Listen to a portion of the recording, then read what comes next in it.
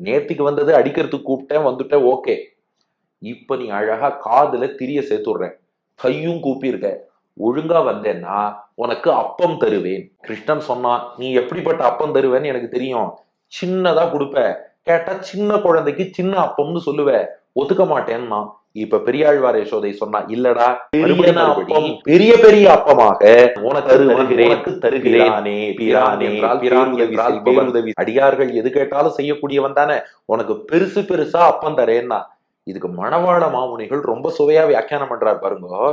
பெரியாழ்வார் யசோதை முதல் அப்பம் கொடுப்பாளாம், கிருஷ்ணன் சொல்லுவானா, இல்ல இதுவும் சின்னதும்பானா. அதை விட பெருசா அடுத்த அப்பம், சின்னது, அதை விட பெருசு, இதுவும் சின்னதும்பா, அதை விட பெருசு, அதுவும் சின்னதும்பா, அதை விட பெருசு கொடுப்பா, அதையும் சின்னதும்பா. இப்படி அடுத்து அடுத்து அடுத்துன்னு ஒரு அப்பத்தை விட அடுத்த அப்பம் பெரிதாக இருக்கும்படி கொடுப்பாளாம். அதுதான் பேர்த்தும் மீண்டும் மீண்டும் பெரியனா மொத்தமா பெருசுன்னு அர்த்தம் இல்லையா. முன்னாடி கொடுக்கிற அப்பத்தை விட அடுத்து கொடுக்கிற அப்பம் பெருசா இருக்கும், அதை விட அதுக்கு எடுத்து கொடுக்கிற அப்பம் பெருசா இருக்கும். இப்படி பெரியன அப்பம் தருவன், அது போல அடுத்தடுத்த அப்பமாக உனக்கு தந்து கொண்டே இருப்பேன்.